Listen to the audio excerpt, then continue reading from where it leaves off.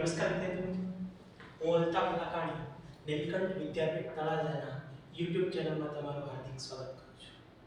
વિદ્યાર્થી મિત્રો, લાસ્ટ લેક્ચરની અંદર આપણે રાસાયણિક પ્રક્રિયાનો વેગ એના ઉપર આપણે વિસ્તૃત ચર્ચા કરી હતી. આજે આજના આપણા બીજા લેક્ચરમાં આપણે રાસાયણિક પ્રક્રિયા વેગ છે એના પ્રકાર પર વાત કરવાની છે. તો રાસાયણિક પ્રક્રિયા વેગ છે એના મુખ્ય બે પ્રકાર પડે છે. એમાં પહેલો પ્રકાર છે સરેરાશ પ્રક્રિયા વેગ અને બીજો પ્રકાર છે ત્વરિત પ્રક્રિયા વેગ. સરેરાશ પ્રક્રિયા વેગ જે છે એને R એવરેજ તરીકે દર્શાવીએ છીએ. પ્રક્રિયા વેગ છે એને અંગ્રેજીમાં રેટ ઓફ રિએક્શન કહેવાય છે અને સરેરાશ છે આપણે એવરેજ કહીએ છીએ, એટલે એને R એવરેજ તરીકે દર્શાવીએ છીએ.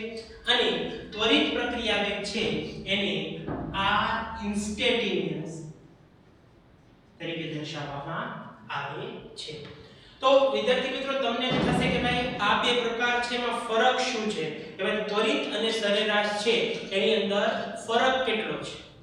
તો તમને એક એક્ઝામ્પલ આપું કે ભાઈ ધારો કે તમે તળાજાથી આપણે સુરત જતા હોય તો અંદાજિત આપણે માની લઈએ કે ભાઈ 500 કિલોમીટર જેટલું અંતર હશે, 500 થી 600 કિલોમીટર જેટલું અંતર હશે. અને આપણે અહીંયા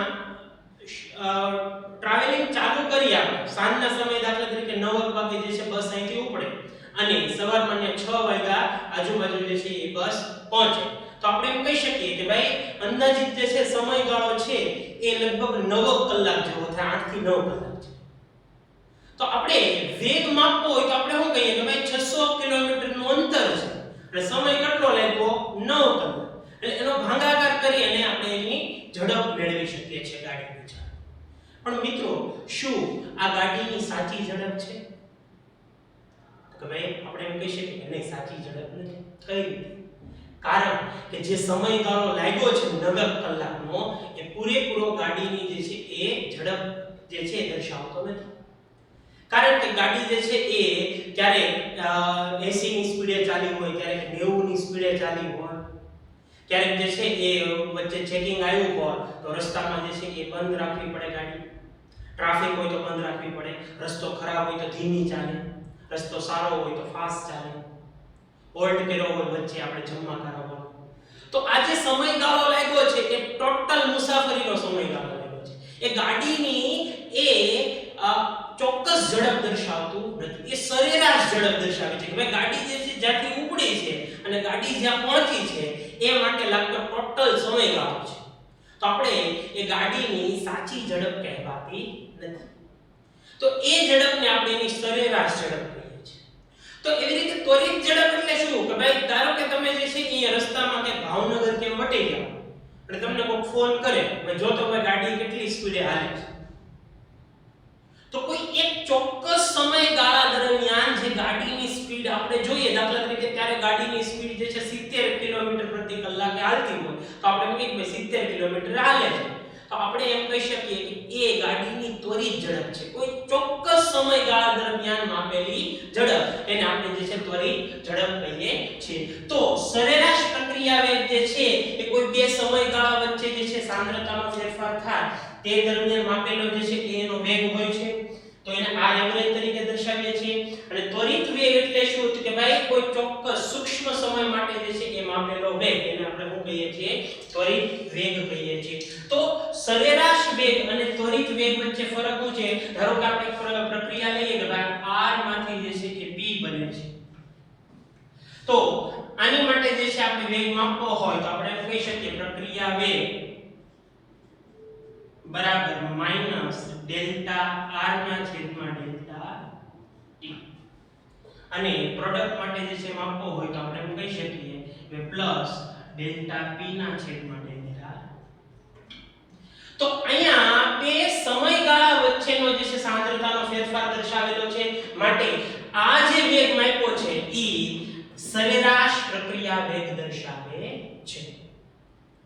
પરંતુ જો આપણે કોઈ સૂક્ષ્મ સમય માટે જે છે એ વેગ માપવો હોય તો ત્યાં ડેલ્ટા ની જગ્યાએ જે છે એ ડિફરન્શિયલ d નો ઉપયોગ જે છે કરવાનો હોય છે. તો R ઇન્સ્ટેન્ટેનિયસ દર્શાવવો હોય તમારે તો ત્યાં ડેલ્ટા ને હટાવી દેવામાં આવે છે અને એની સ્મોલ d નો જે છે આપણે ઉપયોગ કરીએ છીએ.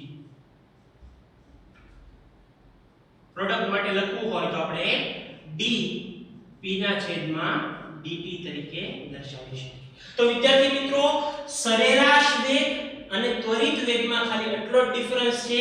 જ્યારે સરેરાશ વેગમાં ડેલ્ટા નો ઉપયોગ કરવામાં આવે છે અને ત્વરિત વેગની અંદર જે છે સ્મોલ d નો ઉપયોગ કરવામાં આવે છે. અને એક રીતે જો એક બીજું સૂત્ર છે એ મુજબ તમે લખી શકો, બેમાંથી ટ્રાન્સફર કરી શકો. સરેરાશમાંથી જે છે ત્વરિતમાં આપણે ટ્રાન્સફર કરી શકીએ એ માટેનું સૂત્ર છે કે ભાઈ ત્વરિત વેગ બરાબર limit delta t tends to 0 કૌંસમાં સરેરાશ પ્રક્રિયા વેગ. આ સૂત્રનો પણ ઉપયોગ કરી શકો, પરંતુ ગાણિતિક જે છે એ સમીકરણોમાં ઘણાને જે છે ખ્યાલ ન આવે એટલા માટે આપણે તમને ડાયરેક્ટ જ કહી દીધું કે અહીંયા તમે d નો જે છે એ ઉપયોગ કરી શકો. જો અહીંયા ડેલ્ટા t ટેન્ડ્સ ટુ 0 શું દર્શાવે છે કે ભાઈ સમયનો તફાવત ખૂબ જ સૂક્ષ્મ છે, એટલે આપણે અહીંયા જે છે r ઇન્સ્ટેન્ટેનિયસ બરાબર d r ના છેદમાં dt minus plus d p ના છેદમાં dt. તો ઘણા વિદ્યાર્થી મિત્રોને સવાલ થશે, સાહેબ આ બરાબરની નિશાની શા માટે લગાવી? તો વિદ્યાર્થી મિત્રો, અગાઉ જે છે તમને થોડી ઘણી માહિતી આપી હતી કે ભાઈ પ્રક્રિયકના જથ્થામાં જેટલો ઘટાડો થાય એટલો જ નિપજના જથ્થામાં વધારો થાય છે. તો આપણે એમ કહી શકીએ જેટલો પ્રક્રિયક ઘટશે એટલો જ નિપજમાં શું થાય છે? વધારો. તો આપણે એમ કહી શકીએ કે ભાઈ પ્રક્રિયકનો જે વેગ હશે એનો ઘટવાનો વેગ એટલો જ જે છે નિપજનો વધવાનો વેગ હશે. ખાલી નિશાની ચેન્જ હશે કે ભાઈ અહીંયા માઈનસ નિશાની છે તે પ્રક્રિયકનો ઘટાડાનો દર દર્શાવે છે અને પ્લસ નિશાની એ નિપજના વધારાનો દર દર્શાવે છે. અને બેનો જવાબ સમાન જ હશે પણ ખાલી નિશાની જુદી હશે. બરોબર છે? તો અહીંયા આપણે સરેરાશ અને ત્વરિત પ્રક્રિયા વેગ વિશે જે છે માહિતી મેળવી. હવે આના આધારે એક દાખલો છે જેની આપણે જે છે એ આગળ જોશું. વિદ્યાર્થી મિત્રો, તમારા પાઠ્યપુસ્તકમાં ઉદાહરણ પહેલું છે જેની રકમ છે કે ભાઈ બ્યુટાઇલ ક્લોરાઇડની સાંદ્રતા જુદા જુદા સમયે જે છે નીચે મુજબ આપેલી છે. અને આની પ્રક્રિયા છે પર બ્યુટાઇલ ક્લોરાઇડની અંદર પાણી નાખવામાં આવે તો બ્યુટેનોલ મળે છે અને વધારાની નિપજ તરીકે હાઇડ્રોક્લોરિક એસિડ મળે છે. જો દાખલાની રકમ છે જેમાં સમય આપ્યો છે ભાઈ 0 second, 50 second, 100 second, 150 second, 200 second, 300 second, 400 second, 700 second અને 800 સેકન્ડ. અને આ જુદા જુદા સમયગાળા દરમિયાન એની સાંદ્રતા કે ભાઈ શરૂઆતમાં જે છે 0 સેકન્ડે એની સાંદ્રતા કેટલી હતી? ભાઈ 0.100 મોલર હતી. પછી 50 સેકન્ડે 0.0905 મોલર હતી. એવી રીતે જુદા જુદા સમય માટેની એની સાંદ્રતા તમે જોઈ શકો. અને એક વસ્તુ આની અંદર નોંધ કરો વિદ્યાર્થી મિત્રો કે આમાં સાંદ્રતા છે એમાં ઘટાડો થાય છે. જો જોઈ શકો છો તમે. અને સમય જેમ જેમ વધે છે સાંદ્રતામાં શું થાય છે? ઘટાડો. એટલે આ પ્રક્રિયકની જે છે સાંદ્રતામાં થતો ઘટાડો આપણને દર્શાવ્યો છે. અહીંયા આપણે શું કરવાનું છે કે અહીંયા પ્રક્રિયકનો સરેરાશ વેગ એટલે કે અહીંયા r એવરેજ ગણવાનું છે. આપણે r એવરેજ માટેનું સૂત્ર શું છે? આપેલું અહીંયા ડેલ્ટા r ના છેદમાં ડેલ્ટા t. તો આ સૂત્રનો ઉપયોગ કરીને આપણે દાખલાની ગણતરી કરવાની છે. તો અહીંયા કઈ કઈ બાબતો જે છે એ ધ્યાનમાં રાખવાની છે. આપણે કોષ્ટક બનાવવાનું છે. કોષ્ટકની અંદર શું કરવાનું છે? પ્રક્રિયકની શરૂઆતની સાંદ્રતા, પ્રક્રિયકની અંતિમ સાંદ્રતા, શરૂઆતનો સમય, અંતિમ સમય. પછી શું કરવાનું છે કે ભાઈ સાંદ્રતામાં થતો ફેરફાર જેને આપણે ડેલ્ટા r જે છે એને મેળવવાનો છે. પછી સમયમાં થતો ફેરફાર અને પછી સૂત્ર વાપરવાનું છે r એવરેજ નું. r એવરેજ નું સૂત્ર શું છે? માઈનસ ડેલ્ટા r ના છેદમાં ડેલ્ટા t. તો અહીંયા જો આપણે બધા જે છે એ સ્ટેપ તો ગણતરી નહીં કરીએ પણ એમાંથી એકાદા સ્ટેપની જે છે આપણે અહીંયા ગણતરી કરવાની છે. પહેલા તો જે છે આ રકમ તમને સમજાવી દઉં કે ભાઈ શરૂઆતની સાંદ્રતા કેટલી હતી? 0.100 મોલર જે છે શરૂઆતની સાંદ્રતા આપી હતી તમને. અને એના પછી અંતિમ સાંદ્રતા કેટલી હતી કે 0.905. એટલે t1 સમયે 0.100 મોલર હતી અને t2 50 સેકન્ડે જે છે 0.0905 મોલર હતી. એવી રીતે તમે જોઈ શકો છો કે 50 સેકન્ડે કેટલી સાંદ્રતા છે? 0.0905. 100 સેકન્ડ કેટલી સાંદ્રતા છે 0.0820. એવી રીતે તમે 100 સેકન્ડ માટેની સાંદ્રતા જોઈ શકો છો, 150 સેકન્ડની સાંદ્રતા જોઈ શકો છો. 150 સેકન્ડની સાંદ્રતા અહીંયા આપેલી છે, 200 સેકન્ડ માટેની સાંદ્રતા અહીંયા આપેલી છે. એવી રીતે આપણે જે છે અહીંયા સ્ટેપ બાય સ્ટેપ જે છે બધી સાંદ્રતાઓ દર્શાવેલી છે અને એ માટે લાગતો સમય દર્શાવેલો. હવે આપણે શું કરવાનું છે માત્ર ખાલી અહીંયા કે ભાઈ આપણે R2 R1 કરવાનું છે. R2 R1 કરીએ એટલે 0.0905 માંથી 0.1000 જે છે આપણે બાદ કરવાના છે. બાદ કરશો એટલે અહીંયા જે છે જવાબ આપણને કંઈક આવો આવશે. હા, અહીંયા જે જવાબ છે એમાં નિશાની આગળ ઋણ આવશે બધા. યાદ રાખજો. બધામાં નિશાની કેવી આવશે? ઋણ આવશે. પણ મૂંઝાવાનું નથી. ઋણ નિશાની જે છે આપણે એને જ દર્શાવેલી, પણ તમે યાદ રાખજો કારણ કે આપણે અહીંયા જો ઋણ નિશાની આપી છે છેલ્લા સૂત્રમાં, તો ઋણ અને ઋણ એનો ગુણાકાર જે છે આપણે પ્લસ જે છે કરી નાખવાનો છે. તો અહીંયા ઋણ નિશાની દર્શાવી નથી. સમયનો તફાવત જોઈ શકો તો 50 માંથી 0 એટલે 50 સેકન્ડ, 100 - 50 એટલે 50, 150 - 100 એટલે 50, અને 200 - 150 એટલે 50, 300 - 200 એટલે 100, 400 - 300 એટલે 100, 700 - 400 એટલે 300, અને 800 - 700 એટલે કે 100. હવે આપણે ખાલી કરવાનું શું છે કે ભાઈ આને ભાગ્યા આ, આને ભાગ્યા આ, આને ભાગ્યા આ.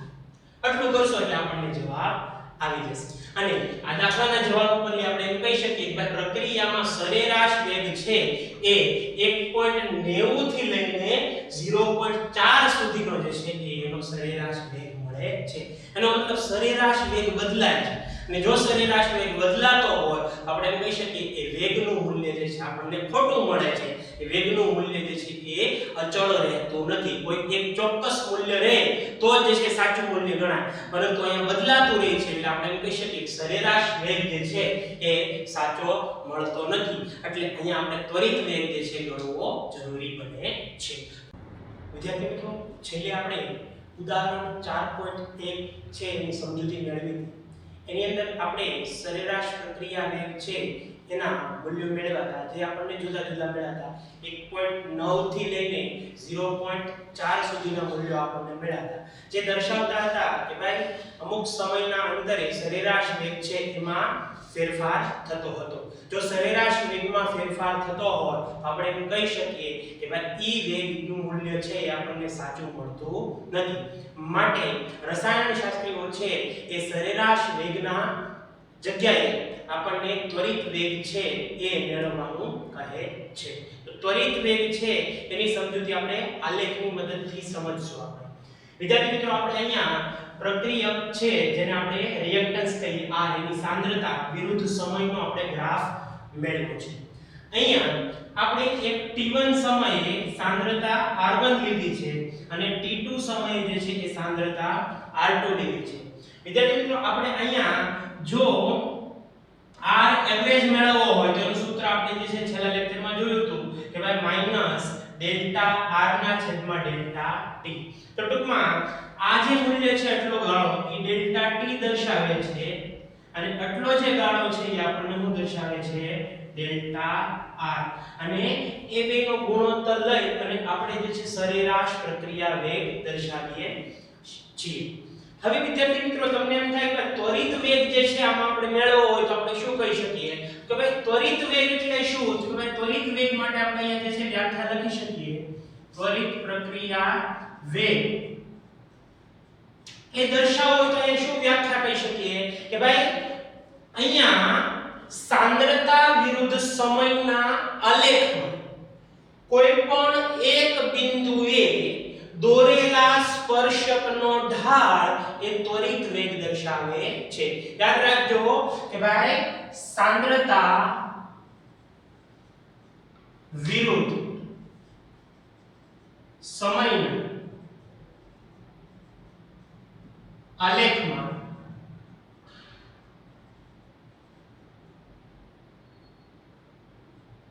કોઈ એક બિંદુએ દોરેલા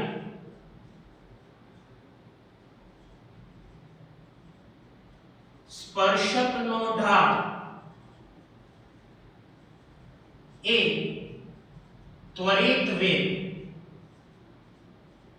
જેને r ઇન્સ્ટેન્ટેનિયસ કહે છે. તો ત્વરિત પ્રક્રિયા વેગ છે એ આપણે અહીંયા દોરવો હોય, ધારો કે હું અહીંયા એક બિંદુ જે છે લઈ લઉં. વ્યાખ્યા શું કહે છે? સાંદ્રતા વિરુદ્ધ સમયના આલેખમાં કોઈ એક બિંદુ, આ બિંદુએ આપણે સ્પર્શક લીધો છે અહીં, અને આ સ્પર્શક છે એનો જે ઢાળ મેળવીએ છીએ એ ઢાળને આપણે કહીએ છીએ r ઇન્સ્ટેન્ટેનિયસ. અને r ઇન્સ્ટેન્ટેનિયસ હોય અહીંયા ડેલ્ટા લેવાનો હોતો નથી. ડેલ્ટા ની જગ્યાએ શું લેવાનું હોય છે? Small d. Small d r અને છેદમાં આવશે dt. તો આ રીતે આપણે જે છે એ ત્વરિત વેગ છે એ સાંદ્રતા વિરુદ્ધ સમયના આલેખમાં સમજી શકીએ છીએ. આવી જ રીતે આપણે નિપજ છે એની અંદર મેળવી શકીએ. નિપજમાં બીજું કાંઈ હોતું નથી. આલેખ છે એ નીચેથી શરૂ થઈને ઉપર તરફ જાય છે, કાંઈ જાજો ડિફરન્સ હોતો નથી. વિદ્યાર્થી મિત્રો, હવે આપણે તત્વ યોગમિતીય ગુણાંકના આધારે પ્રક્રિયા વેગને સમજવાનો છે. તો વિદ્યાર્થી મિત્રો, તમને એમ થશે કે તત્વ યોગમિતીય ગુણાંક એટલે શું? તો કે ભાઈ તત્વ યોગમિતીય ગુણાંક એટલે બીજું કાંઈ નહીં, મોલની સંખ્યા. એને કહેવાય છે તત્વ યોગમિતીય ગુણાંક. એક્ઝામ્પલ તરીકે હું તમને સમજાવું તો N2 3H2 given 2NH3. આ પ્રક્રિયા બધાને ખ્યાલ હશે. તો અહીંયા આપણે એમ કહી શકીએ કે ભાઈ N2 છે એનો તત્વ યોગમિતીય ગુણાંક કેટલો છે? કે ભાઈ એની આગળ કેટલા છે? કંઈ નથી એટલે 1 કહેવાય. તો આનો જે છે તત્વ યોગમિતીય ગુણાંક 1 કહેવાય. H2, તો H2 છે તો એની બાજુમાં કેટલા છે? તો કે 3. તો એનો તત્વ યોગમિતીય ગુણાંક કેટલો કહેવાય? 3. NH3, તો NH3 ની બાજુમાં કેટલા છે? 2. તો આપણે એમ કહેવાય એનો તત્વ યોગમિતીય ગુણાંક કેટલો છે? 2. તો ટૂંકમાં આપણે એમ કેવું હોય તો કહી શકીએ કે ભાઈ કોઈ પણ અણુ, પરમાણુ કે આયન હોય એની બાજુમાં રહેલા સહગુણક એને એનો તત્વ યોગમિતીય ગુણાંક કહેવામાં આવે છે. એક આપણે સરળ પ્રક્રિયા લઈએ, જેમ કે Hg Cl2 given HgCl2. વિદ્યાર્થી મિત્રો, જોશો ને અહીંયા તો તમને ખ્યાલ આવશે બધાયનો તત્વ યોગમિતીય ગુણાંક કેટલો છે? 1. તો ટૂંકમાં બધાના મોલની સંખ્યા જે છે આપણને કેટલી મળે છે? 1 મળે છે.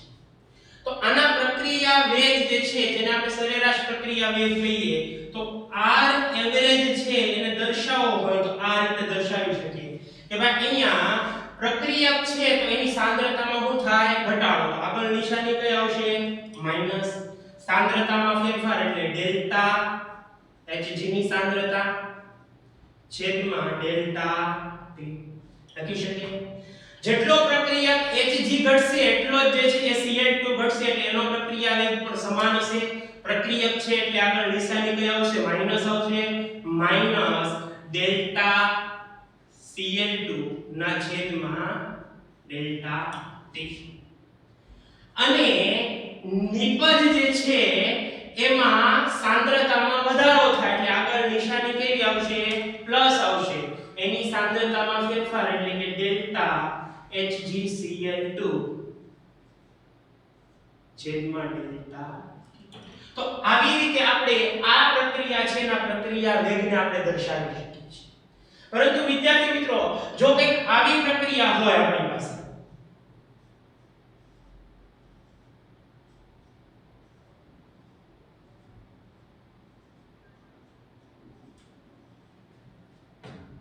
તો આ પ્રક્રિયાની અંદર તમે જોશો ને તો બધા પ્રક્રિયકો છે એના તત્વ યોગમિતીય ગુણાંકો જુદા જુદા છે. એના સહગુણકો કેવા છે? અલગ અલગ છે. અહીંયા 2 છે, અહીંયા 1 છે, અહીંયા 2 છે. તો આવી પ્રક્રિયાઓ હોય તો એને જે છે આપણે દર્શાવવો હોય એનો પ્રક્રિયા વેગ, એવા સમયે એના જે સહગુણકો હોય એને એના વડે ભાંગવા પડે છે. એક્ઝામ્પલ તરીકે તમને સમજાવું તો કે ભાઈ r એવરેજ છે, નોર્મલી આપણે લખીએ તો હું લખીએ માઈનસ ડેલ્ટા NO ની સાંદ્રતા છેદમાં ડેલ્ટા T લખીએ છીએ. પરંતુ યાદ રાખજો અહીંયા કેટલા છે? તત્વ યોગમિતીય ગુણાંક 2 છે એટલે આને 2 વડે ભાગવાના. બરાબર માઈનસ પ્રક્રિયક છે એટલા માટે સાંદ્રતામાં ફેરફાર એટલે કે ડેલ્ટા O2 છેદમાં ડેલ્ટા T. અહીંયા કોઈ પણ જે છે એ તત્વ યોગમિતીય ગુણાંક નથી એટલે અહીંયા કોઈ પણ સંખ્યા વડે ભાગતા નથી. આગળ જઈએ તો નિપજ છે આપણી પાસે એટલા માટે આગળ નિશાની આવશે પ્લસ આવશે ડેલ્ટા NO2 ના છેદમાં ડેલ્ટા T. તો વિદ્યાર્થી મિત્રો અહીંયા તત્વ યોગમિતીય ગુણાંક 2 છે એટલે આપણે એને 2 વડે ભાગીએ છીએ. તો આ રીતે જ્યારે તત્વ યોગમિતીય ગુણાંક જુદા જુદા હોય એવા સમયે એનો સરેરાશ પ્રક્રિયા વેગ ગણો અથવા તો ત્વરિત પ્રક્રિયા વેગ ગણો એવા સમયના તત્વ યોગમિતીય ગુણાંક વડે એને ભાગી નાખવામાં આવે છે. તો ટૂંકમાં હું તમને દર્શાવું તો કોઈ એક પ્રક્રિયા આવી હોય કે ભાઈ N1A N2B given N3C plus N4D હોય તો આની અંદર A છે એનો તત્વ યોગમિતીય ગુણાંક N1 છે, B નો તત્વ યોગમિતીય ગુણાંક N2 છે, C નો તત્વ યોગમિતીય ગુણાંક N3 છે અને D નો તત્વ યોગમિતીય ગુણાંક N4 છે. અને આનો જે છે સરેરાશ પ્રક્રિયા વેગ જે છે આપણે લેવો હોય તો R એવરેજ બરાબર -1/n1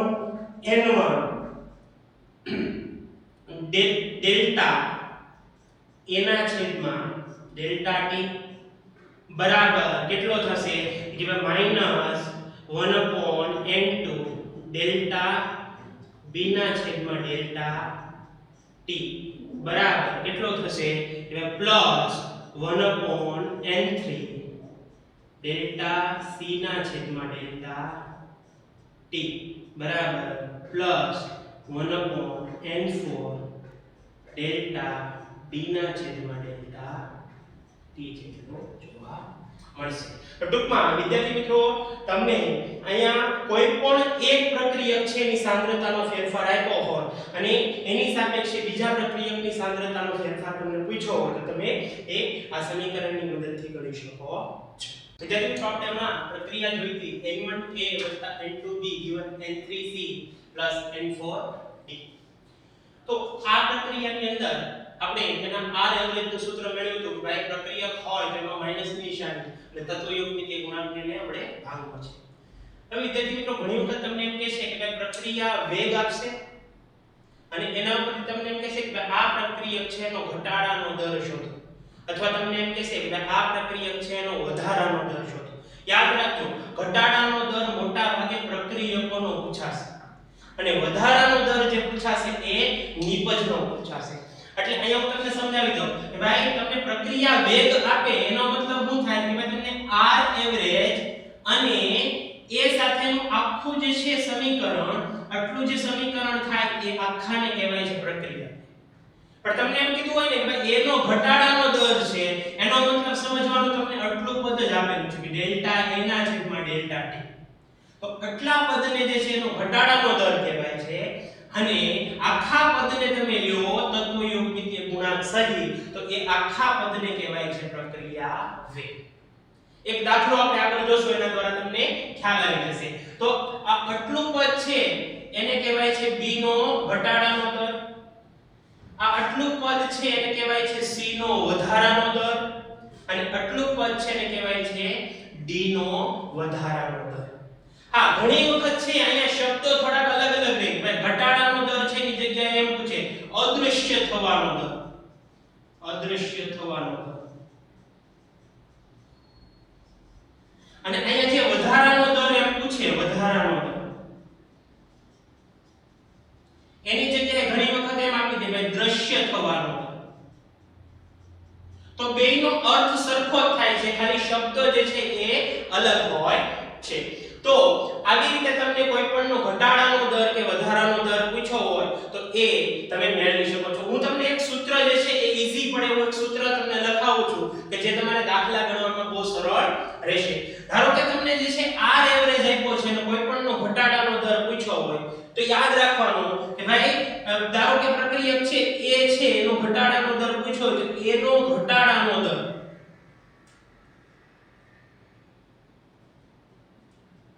કેટલો હશે કે ભાઈ એનો જે સહગુણક હોય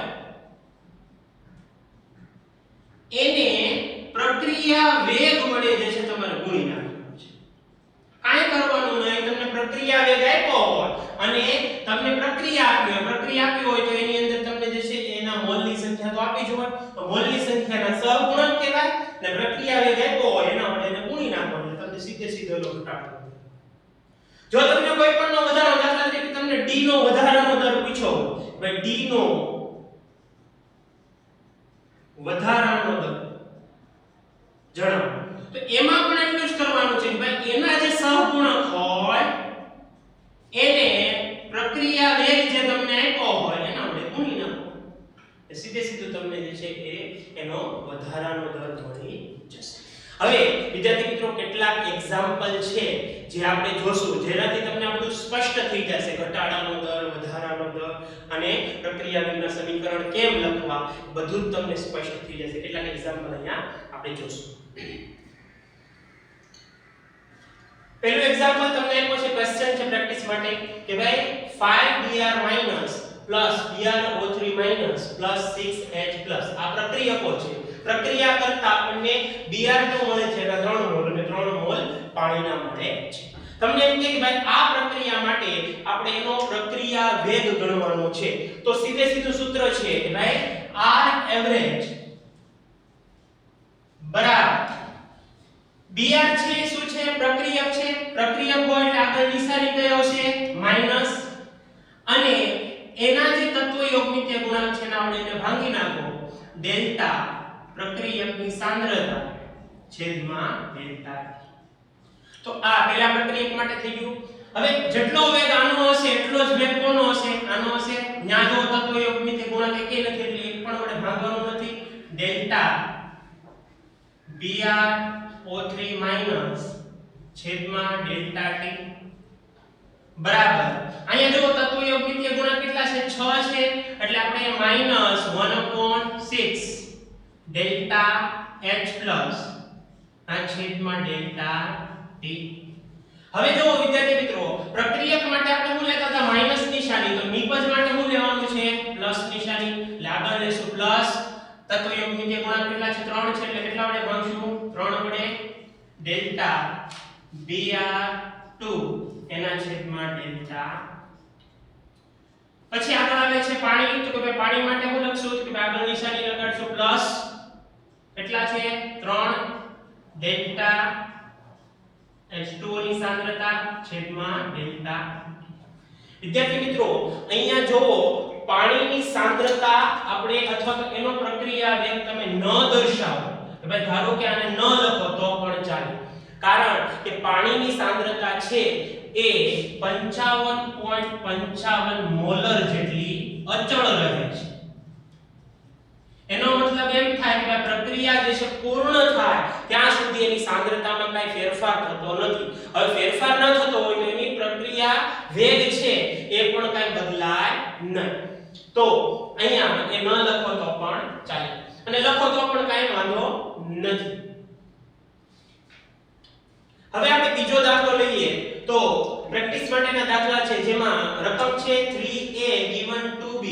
આ પ્રક્રિયાની અંદર b ના સંદર્ભમાં જે છે આપણે પ્રક્રિયા વેગ જોવાનો છે. ઓપ્શન આપેલા છે તો અહીંયા જો પહેલા તો પ્રક્રિયા માટે લખવું હોય તો આપણે આમ લખી શકીએ r એવરેજ બરાબર -1/3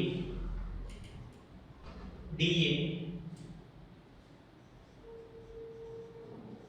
upon dt બરાબર પ્લસ 1/2 dB upon dt. હવે જો વિદ્યાર્થી મિત્રો આપણે કોના સંદર્ભમાં જોવાનો છે dB upon dt. તો આટલા પદને જે છે કરતા બનાવીએ તો બે ને ક્યાં જવા દેશો, અહીંયા આપણે લખી શકીએ કે ભાઈ dB upon dt બરાબર બે ને અહીંયા જવા દે એટલે -2/3 d એના છેદમાં dt. જો તો અહીંયા ઓપ્શન કયો છે -2/3 d upon dt, તો અહીંયા બી ઓપ્શન જે છે આપણે સાચો પડે છે.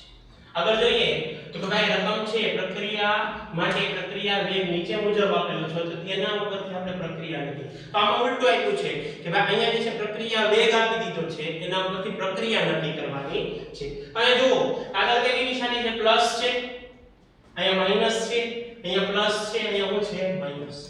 તો આના ઉપરથી તમે નક્કી કરી શકો છો કે ભાઈ પ્લસ નિશાની હોય તો નિપજ હશે, માઈનસ નિશાની હશે તો પ્રક્રિયક હશે. તો આપણે જોઈએ કે ભાઈ તીરની આ બાજુ હોય બધા પ્રક્રિયક હોય, તીરની આ બાજુ હોય બધા કેવા હોય નિપજ હોય.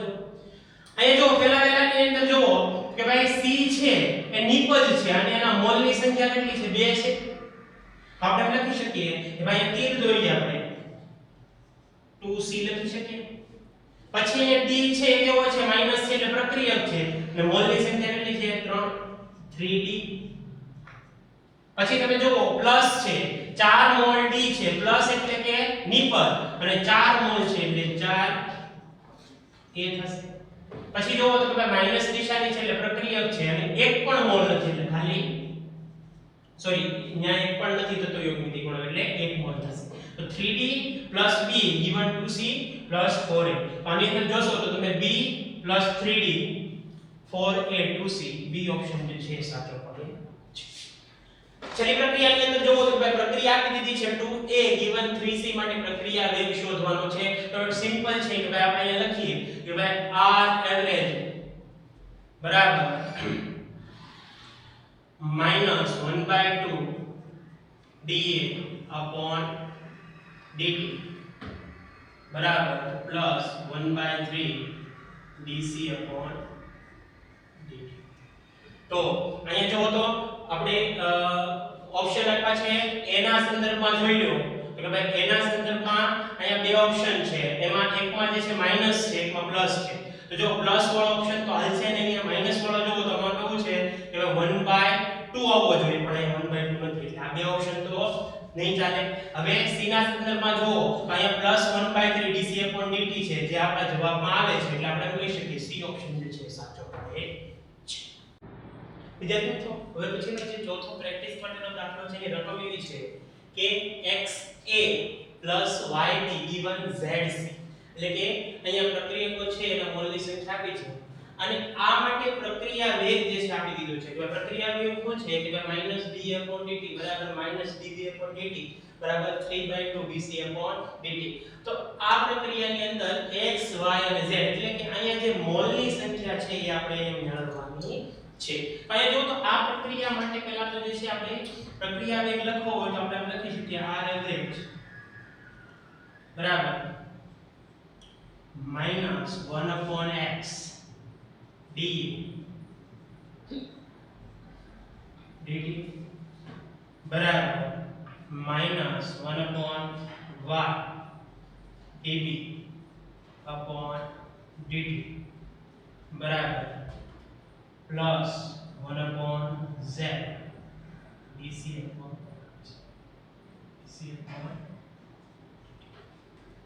હવે અહીંયા જે તમને પ્રક્રિયા વેગ આપ્યો છે એની અંદર જોવો તો અહીંયા એક પણ સહગુણક નથી, અહીંયા એક પણ સહગુણક નથી, અહીંયા જે 3/2 આપણે આપેલા છે. આપણે કામ કરીએ આ જે પ્રક્રિયા વેગ આપ્યો છે એમાં બધાને જે છે આપણે 3 વડે ભાંગી નાખીએ. આપણે 3 વડે જે છે બધાને આપણે ભાંગી નાખીએ તો આપણને આ જે પ્રક્રિયા વેગ છે એ કઈ રીતનો મળશે કે r એવરેજ બરાબર બધા પદને આપણે 3 વડે ભાંગીએ તો અહીંયા શું થઈ જશે -1/3 dA upon dt. અહીંયા 3 વડે જે છે ભાંગીએ એટલે -1/3 dB upon dt. અહીંયા 3 વડે ભાગશું એટલે શું થશે કે ભાઈ 1/3 એટલે 3 ઉડી જશે એટલે વધશે શું 1/2 વધશે પ્લસ 1/2 dc upon. હવે આ બધા પદોને આની હારે સરખાવો તો અહીંયા માઈનસ નિશાની 1/x એટલે x બરાબર કેટલા આવશે 3 આવશે. આની સરખામણી કરીએ એટલે માઈનસ નિશાની 1/y બરાબર 1/3 એટલે કે y બરાબર કેટલા આવશે 3 આવશે. આની સરખામણી કરીએ પ્લસ નિશાની 1/z અહીંયા 1/2 એટલે કે z બરાબર જે છે આપણને કેટલા મળશે 2 મળશે. એટલે 3 3 2 એવો ઓપ્શન ક્યાં છે કે ભાઈ બી ઓપ્શન છે 3 3 2. તો આ રીતે આપણને એનો જવાબ મળે છે. વિદ્યાર્થી મિત્રો હવે તમારા પાઠ્યપુસ્તકમાં ઉદાહરણ 4.2 છે જે ઘણું જરૂરી છે એ ઉદાહરણ છે એની આપણે અહીંયા સમજૂતી મેળવીશું. ઉદાહરણ 4.2 છે ની રકમ કંઈક આવી છે કે કાર્બન ટેટ્રાક્લોરાઇડમાં નાઇટ્રોજન ઓક્સાઇડ છે એનું 318 કેલ્વિન તાપમાને વિઘટન થાય છે. વિઘટનની પ્રક્રિયા આપી છે કે N2O5 જે છૂટું પડે છે એમાં ફેરવાય છે, NO2 અને O2 માં ફેરવાય છે. હવે N2O5 જે પ્રક્રિયક છે એ શરૂઆતમાં લીધો ત્યારે એની સાંદ્રતા કેટલી હતી? 2.33 મોલર હતી. શરૂઆતની સાંદ્રતાને આપણે R1 કહેતા હતા. શું કહેતા હતા? R1. હવે 184 મિનિટ પછી એટલે કે સમયનો ફેરફાર શું થયો? Delta T 184 minute. 184 મિનિટ પછી N2O5 ની જે અંતિમ સાંદ્રતા હતી, અંતિમ સાંદ્રતા જેને આપણે કહેતા હતા R2, તો R2 આપણને મળે છે 2.08 મોલર થાય છે. તો આ પ્રક્રિયાની અંદર આપણે R એવરેજ મેળવવાનો છે. R એવરેજ તમારે કલાકમાં મેળવવાનો છે, પછી મિનિટમાં અને સેકન્ડમાં. તો આ મેળવ્યા બાદ આપણે NO2 નો ઉત્પન્ન થવાનો દર પણ મેળવવાનો છે. આપણે સ્ટેપ બાય સ્ટેપ જઈએ. પહેલા તો જોવો તો કે ડેલ્ટા ટી છે એની કિંમત આપી દીધી છે 184 મિનિટ. હવે તમે બધા જાણો છો કે મિનિટમાંથી સેકન્ડમાં ફેરવવું હોય તો શું કરવું પડે? કે 60 વડે ગુણવું પડે. તો આપણે 184 ને 60 વડે ગુણો તો આપણને સેકન્ડમાં મળી જાય છે. સેકન્ડમાં જે છે એનું મૂલ્ય મળે છે 11040. હવે જો તમારે કલાકમાં સમય ફેરવવો હોય તો આપણે શું કરીએ? મિનિટ છે અને 60 વડે ભાગી નાખીએ એટલે કલાકમાં આવી જાય. તો કલાકમાં આપણને મળે 3.06 કલાક. શરૂઆતની સાંદ્રતા 2.33 મોલર આપી હતી, પછી અંતિમ સાંદ્રતા છે 2.08 મોલર. તફાવત લ્યો તો અંતિમમાંથી પ્રારંભિક બાદ કરો કે 2.08 માંથી 2.33 બાદ કરો એટલે તફાવત -0.25 મોલર થાય.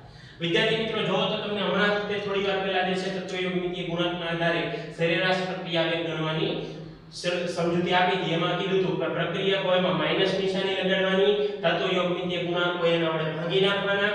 લાઈન જુઓ તો બે તત્વયોગમિતીય ગુણાંક છે એટલે કે -1/2 પ્રક્રિયકની સાંદ્રતા, સમયનો ફેરફાર. પછી તો કે ભાઈ નિપજ માટે કઈ નિશાની લગાડવાની? પ્લસ નિશાની. તત્વયોગમિતીય ગુણાંક વડે ભાગવાનો, સાંદ્રતાનો ફેરફાર, સમયનો ફેરફાર. પછી અહીંયા નિપજ છે એટલે પ્લસ નિશાની, ડેલ્ટા O2 છેદમાં ડેલ્ટા T. પણ વિદ્યાર્થી મિત્રો તમે જોશો ને તો અહીંયા માત્ર N2O5 ની સાંદ્રતા આપી છે, બીજા કોઈની સાંદ્રતા આપી નથી. એટલે આપણે માત્ર આ આટલું જે પદ આપ્યું છે ને, આપણે આટલું પદ, આટલા પદને જે છે આપણે ધ્યાનમાં લેવાનું છે. એટલા માટે જો મેં અહીંયા એ આખું પદ અહીંયા લખી નાખ્યું છે. હવે તમે જુઓ તો કે અહીંયા ડેલ્ટા પ્રક્રિયકની સાંદ્રતા, એનો અર્થ શું થાય કે ભાઈ સાંદ્રતામાં થતો ફેરફાર. તો અહીંયા આપણે લખવું હોય તો આમે લખીશું કે -1/2 ડેલ્ટા R ના છેદમાં ડેલ્ટા T. ડેલ્ટા R કેટલો મળ્યો તો આપણને અહીંયા -0.25 મોલર. અહીંયા લખીને કે -0.25 મોલર. ડેલ્ટા T આપણે મિનિટમાં લીધો છે 184 મિનિટ. તો અહીંયા જો માઈનસ માઈનસ પ્લસ 0.25 184 ગુણ્યા 2 એટલે 368. આ બેનો ભાગાકાર કરો એટલે આપણને 6.79 ગુણ્યા 10⁻⁴. ઉપર સાંદ્રતા હોય, સાંદ્રતા મોલર છે અને સમય જે છે મિનિટમાં છે. તો તમને અહીંયા ત્રણ વસ્તુ માંગી છે. મિનિટમાં માંગ્યું છે, કલાકમાં માંગ્યું છે અને સેકન્ડમાં. તો અહીંયા જો કલાક અને સેકન્ડમાં કરવાનું શું છે કે અહીંયા તમે 184 લીધું ને એની જગ્યાએ તમે 11040 લ્યો તો તમારો જે જવાબ મળશે એ સેકન્ડમાં આવશે. અને અહીંયા જો 184 ની જગ્યાએ તમે 3.06 લેશો તો તમારો જે જવાબ આવશે કલાકમાં આવશે. આ બે વસ્તુ તમને લેસનમાં આપું છે તમે ગણજો. હવે જો આપણને એક વસ્તુ બીજી આપણને માંગી છે અહીંયા, એ માંગી છે NO2 નો ઉત્પન્ન થવાનો દર. તો યાદ રાખજો અહીંયા NO2 નો ઉત્પન્ન થવાનો દર જે છે આપણે લખતા હતા એમાં આપણે મેં તમને કીધું હતું કે ડેલ્ટા NO2 છેદમાં ડેલ્ટા T. આ કેટલો હશે કે ભાઈ એનો જે સહગુણક હોય એને પ્રક્રિયા વેગ જે છે એના વડે ગુણી નાખવાનો. છેલ્લે મેં તમને જે છે એ સૂત્ર લખાયું હતું કે ભાઈ સહગુણક કેટલો છે NO2 નો? NO2 નો સહગુણક છે આપણી પાસે 2. કેટલો છે? 2. અને 2 ને જે છે એ કોની હારે ગુણવાનું છે? R average. R એવરેજ કેટલું આપ્યું છે? 6.79 ગુણ્યા 10⁻⁴ મોલર પર મિનિટ. બરાબર છે? અહીં જો 2 વડે ગુણો તો આપણો જે છે જવાબ તમને મળી જશે. બરાબર છે? તો આ જે છે આપણે દાખલો અહીંયા સુધી રાખીએ. હવે પછીના લેક્ચરની અંદર આપણે આગળ અભ્યાસ કરશું.